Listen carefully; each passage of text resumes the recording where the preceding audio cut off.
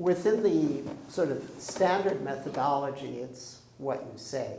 If stuff percolates up spontaneously that is negatives from memories and so forth, it can only come up as some combination of feel, image, talk. So you simply apply the focus in technique to it. You untangle the strands, you open up to them, you give it permission to last as long or as short as it wants.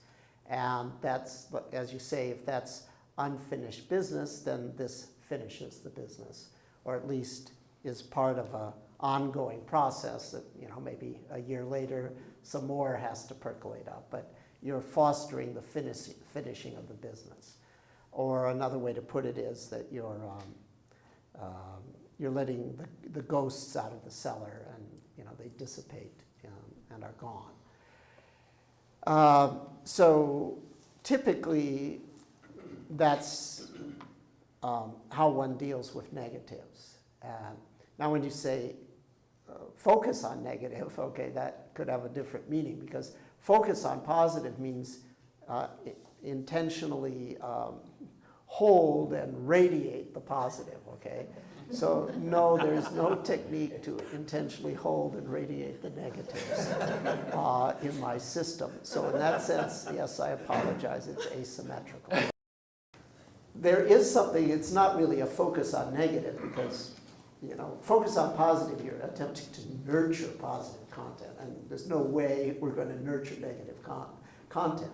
However, there is something that people frequently ask about, which is, well, do I have to wait for it to spontaneously arise? Can I evoke something that I know is problematic and then observe it? Then apply the deconstruction practice to it? The answer is yes, subject to a couple constraints.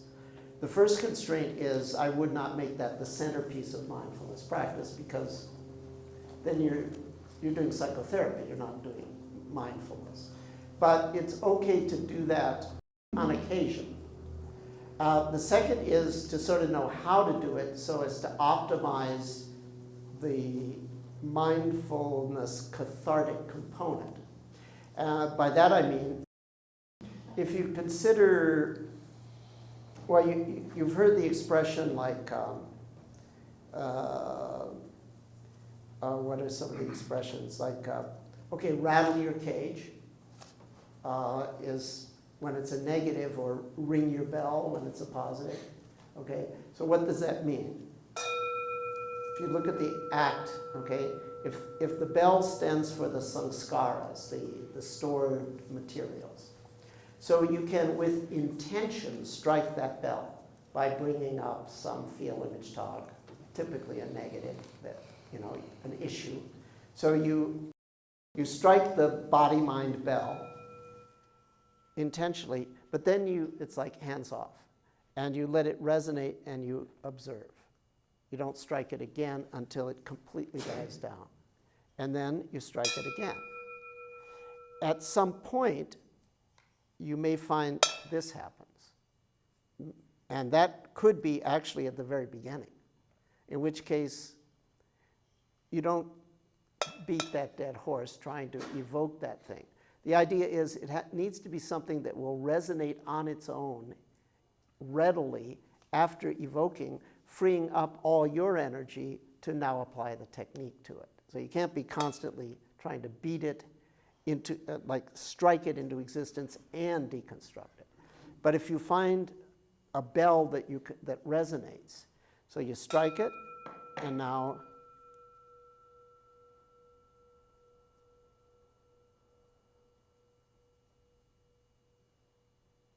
however subtly you can still detect it as it damps. And then strike it again. If at some point you can't evoke it anymore, you're done for that session. So I call that evoking. And it's not a focus on negative, but it's a little related to what you brought up.